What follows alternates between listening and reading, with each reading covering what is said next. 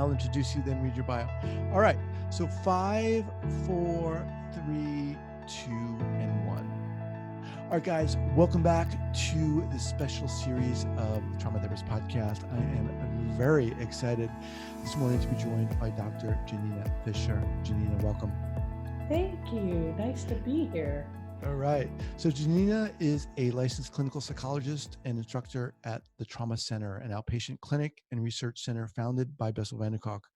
Known for her expertise as both a therapist and consultant, Janina is also past president of the New England Society for the Treatment of Trauma and Dissociation and EMDR International Association credit provider and a faculty member of the Sensorimotor Psychotherapy Institute and a former instructor at Harvard Medical School.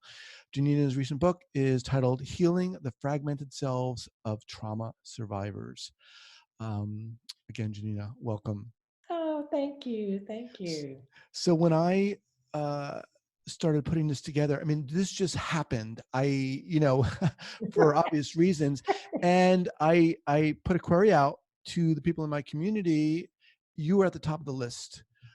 People wanted to hear from. So let me just open it up. What the heck is going on? We're hiding out in our houses because there's a monster on the loose. And the thing that's so hard is I'm used to working with people's past traumatic experiences. Right. And now we have this Godzilla roaming our community and our world. And it's discombobulating and frightening on so many levels. And that's exactly what it feels like. It feels like it's this monster on the loose. Yeah. There's a lot that there's certain things that we can do in our homes, but for me, you hit it on the head. It feels like there's something out there that I can't control. Absolutely, which is so true. We can control how we try to keep ourselves safe, but we can't control the Godzilla. And then on top of that, I just got an email a few minutes ago from a former client saying, working at home is exhausting. Who knew that having to adjust to to online work of all kinds, particularly psychotherapy online for people who've never done that. Right. It's all, trying to get provisions in. I just put in a vitamin order just before we started because there's it's like wartime, right? Mm-hmm. We've got to make sure that we have what we need for this potential. Well, it's not a potential crisis, it is a crisis, but just in case Godzilla knocks on our doors. Mm-hmm. So to give us some context here, let's start kind of from kind of a macro level, if you will, and then narrow it down to a more personal or individual level. What are your thoughts on how this is impacting us globally, what it means in terms of trauma, et cetera? Let's start there. Well, again, we all may feel traumatized, whatever our objective level of risk. But I'm thinking of my colleagues in Italy. I have a very, very close group of colleagues there. And someone just told me yesterday that literally they can't bury the bodies fast enough. So Italians are being exposed not just to this fear of the virus, but to the fear of their fellow citizens, but also to these very traumatic images. So, depending on how we all fare in this crisis, we're exposed to the sense of threat. That's just all of us. Some of us who are older or who have health problems have a even greater sense of threat. Mm-hmm.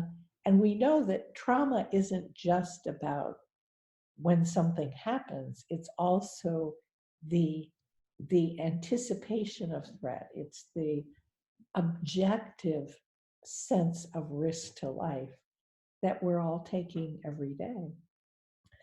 So that's going to affect us. On top of that, this is something I often do just to kind of regulate my own nervous system. When we are frightened, when we're anxious, when we're in a emergency stress response, the immune system is suppressed. So the more we can try to live in the present moment, Mm. a moment at a time, a day at a time, an hour at a time, the more we bring calm to the body, the more we're going to support our immune systems. So that I think is a very important thing we can all do. In addition to all the things that we're being told that we can do. Mm-hmm. Um, so, at a macro level, the sense of threat, right, is right here, right now. Also, there's this sense of threat. What's going to happen when Godzilla finally weakens and dies out? Right. And what's going to happen to, to our economy? What's going to happen to people who, even today, people who make their living working hourly? I was thinking today about the woman who cleans my house, whom I can't let in at the moment, Right. and and thinking maybe I should send her a payment Mm-hmm. because it feels as if the risk to the welfare of people at all levels of society is so high. So there's a lot, obviously, you're talking about a lot of perceived threat and actual threat and risk. And one of the things I'm kind of taking away from what you're saying is the importance of living moment by moment, Right, trying to do that moment by moment right, to help our immune system. right. And trying not to go to think into the future, Mm-hmm. because thinking into the future just brings up more fear. Mm-hmm. And so as I keep saying to myself, you can't go there because your immune system needs all your support right now. Mm-hmm. Mm-hmm. In terms of an opportunity, I mean, it sounds almost flippant to say or to ask, is there an opportunity for all of us, and even more specifically for those who work, in the trauma field amidst all of this? Do you think there's any kind of an opportunity here to step up, to learn, to practice differently, or what? Well, we all do have to practice differently. That's just a given. Um, whether the trauma field will find a gift hidden in this crisis is unclear. But so many people are talking about the way in which being sequestered with their families, or as we say in California, sheltering in place with your loved ones, is creating an opportunity for coming together as a family. I've had long text conversations with a group of collegial friends in Washington, D.C. in the last few days. We're checking in with each other, something that we ordinarily wouldn't have done Mm-hmm. if life were going ahead normally. Um, there's a sense that just people in the community are more concerned about each other, Right. and and I think that's going to benefit us without question. That this coming together for a common purpose of saving our lives. what could be a more important reason? Right. Because we can't do it alone. So basically, that was a stupid question. There of course there's opportunities. They're all around us, Yeah. right? But and here's another opportunity. My friends in DC, all very, very, very gifted expert trauma therapists, they've all been freaking out about managing all this technology, right? It's enough to show up for your clients. Now you Mm-hmm. have to worry about the technology. Mm-hmm. Mm-hmm. And so that's a whole other level of anxiety. Uh, and I think, and actually, I think from what I hear, clients are just so happy to have the contact, have a way to continue.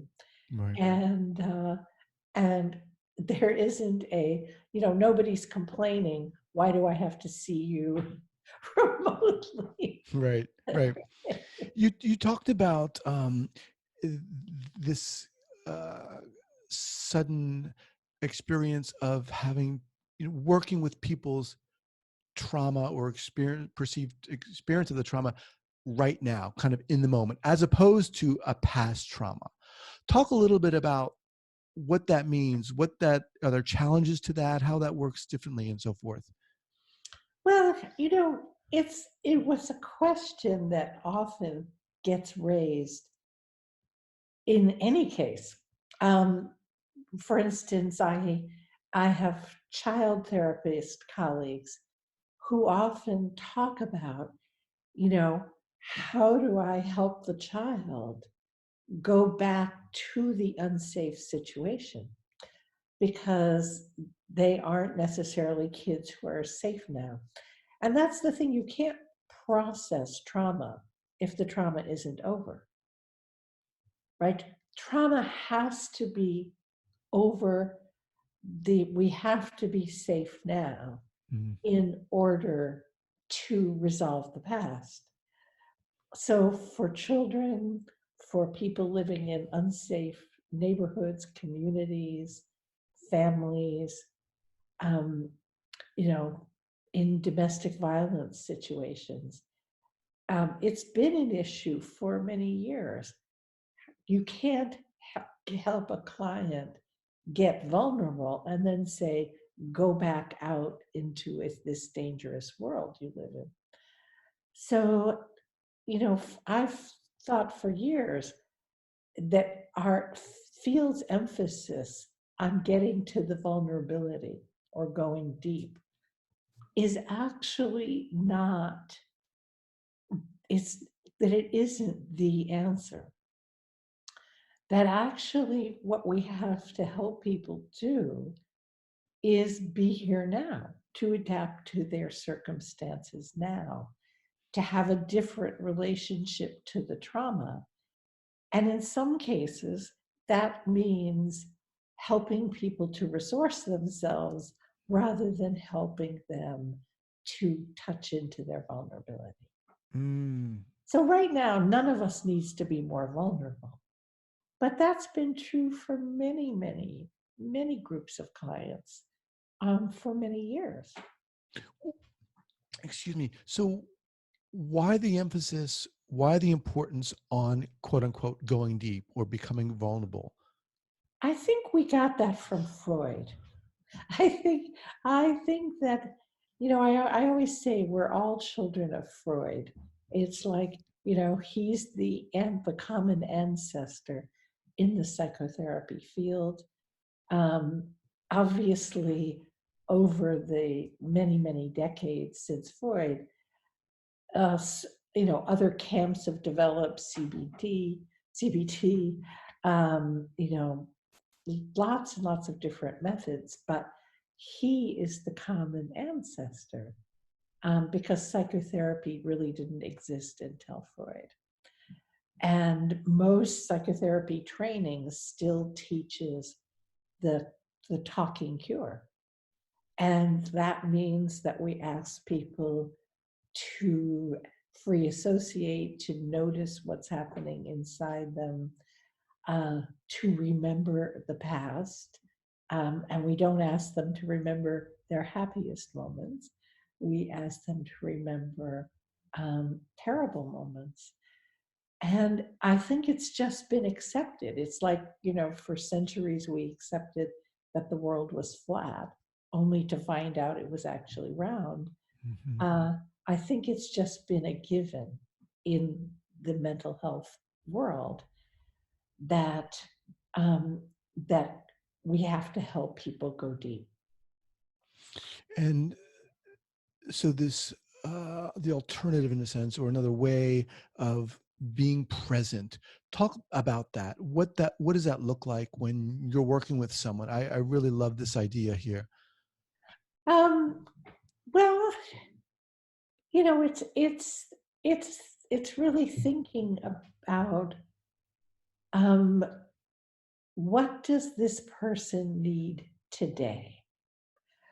Because trauma resolution, however, whatever method we're talking about, involves changing the relationship to memory.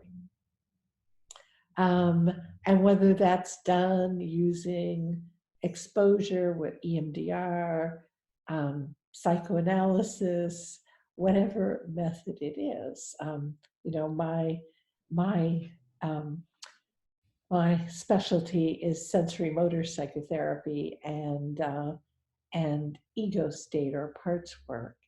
So, of course, my tendency is to use those methods. But whatever methods we use, they're all about changing the relationship of an individual to thoughts, feelings, memories, body responses. And and that doesn't necessarily require going deeply, because now we have mindfulness based techniques, so we can help people to notice the emotion, to notice the pain, to notice the fear um, in a mindful way rather than being swallowed up by it. Hmm. Hmm. And of course, now with, as you call it, this Godzilla running around out there, Yeah. there's plenty of opportunities to engage in that way now. Well, the difficulty now is that um, there's a clear and present danger. But it's interesting. I did a remote session earlier today with a long-term client of mine, and she said, "I seem to be the only person who isn't scared." And she said, "I feel fear when I'm triggered. I don't feel fear of this virus or fear of what's going to happen to me." And that was interesting because she's in a high risk category. She's over 65. She has some pulmonary problems, so she's at risk. But the traumatic memory, the fear memories, are much more intense for her than the fear of the virus. Mm. We're going to see other clients who are triggered by the virus, the sense that the world is going to end. Another email I got from a former client today said, "It's going to be very hard to be around my husband and children all day, every day, because they trigger me." Because children's emotional and attachment needs can be very triggering for parents. Hmm. Spouses, right? this this is the problem in marriage, is that we trigger each other, Hmm. and that is going to be escalating because now we have marriages under the stress of fear, Hmm. right? So it's another opportunity for stress and trauma just by the very nature of being close together, of course, Absolutely. potentially. Yes.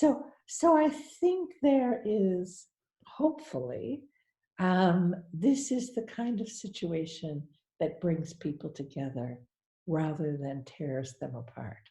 Mhm. And and so hopefully that will be one of the silver linings, that it will increase the ability of families to be triggered by each other, but to feel the sense of needing and wanting each other and having a strong common ground.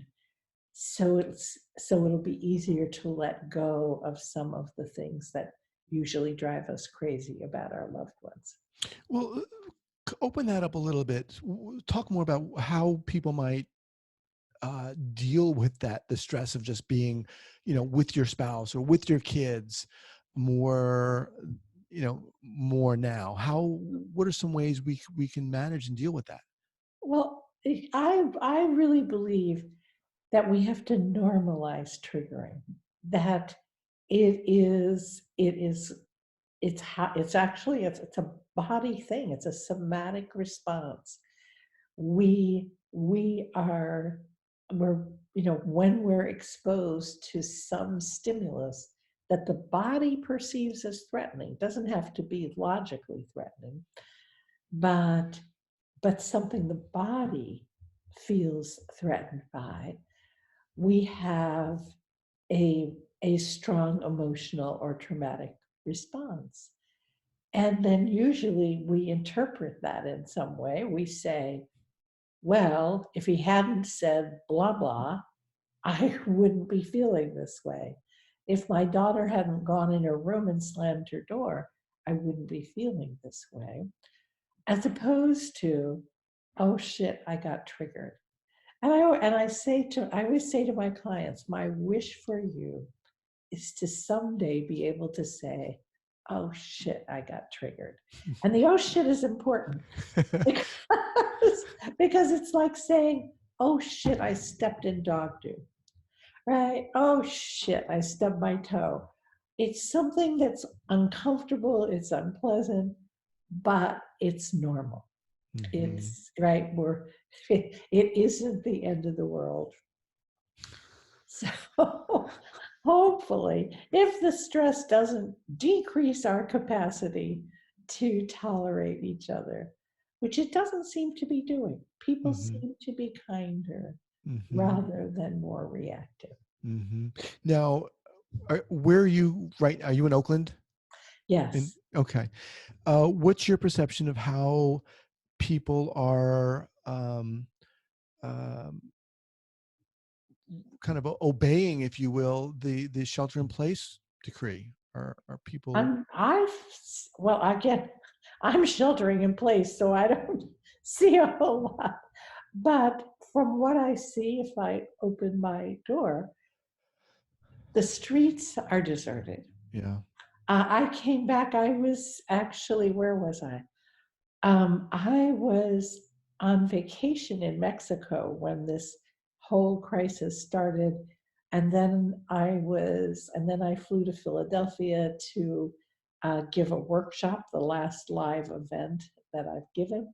And then I flew to New York, where I was supposed to teach two trainings that ended up online. And so I could see, especially in New York, I've never seen New York so deserted. Really? Wow. So few cars, so few taxis, so few people on the streets. When I finally got to the airport to fly home, the airport was empty. The plane was about a quarter full. Wow. There was no problem with social distancing because Mm-hmm. everybody on the plane had a row Mm-hmm. of their own. And so it's such a huge, it seems as if most people are respecting the shelter in place or stay at home rules. But then my stepdaughter in New York texted me to say that she'd gone for a walk in the park and it was filled with people, including people coughing and sneezing. Right. So maybe people in New York especially are getting a bit stir Mm-hmm. crazy. But hopefully, um, hopefully enough people will stay in that we can slow the spread of this virus. So as we kind of close down here, what's next for you? I realize that might be difficult because you're always flying around, but as far as you can see, what are your next steps? I mean, events are going online, like you did, many podcast series, many continuing ed event organizers are organizing shorter events online. Um, I find myself very busy. But the other thing that I think is so important is for all of us to work with our bodies and to work on making sure that we're breathing, because anxiety interferes with breathing. And, to try to stay as grounded and centered as we can, because all around us are cues that are going to trigger fear. Right. So whether it's, my daughter-in-law is a great example. She says, we're going to cook our way through this crisis. So they're baking bread, they're baking everything, they're creating food. My other daughter-in-law said, if we have enough wine, we can get Right. So, and if we just did a family birthday party for my granddaughter online. Oh, So cool. we all sang her happy birthday remotely. Awesome. Well, look, as we close out here, and before we close out, I just want to say you are such an inspiration, not just to me, but for a lot of people out there, Janina. I remember when I went through level 1, level 2 of Sensorimotor Psychotherapy training, you were one of the lead trainers and just amazing teacher. And I'm not just saying this because you're here, but, and then I was in that consultation group with you for a while and just incredible, just Thank so you. insightful. You're welcome. And just humorous. And you bring such a humanity to this field and a humor that I so respect. And I want to just say thank you. Oh, you're so welcome. You're so welcome.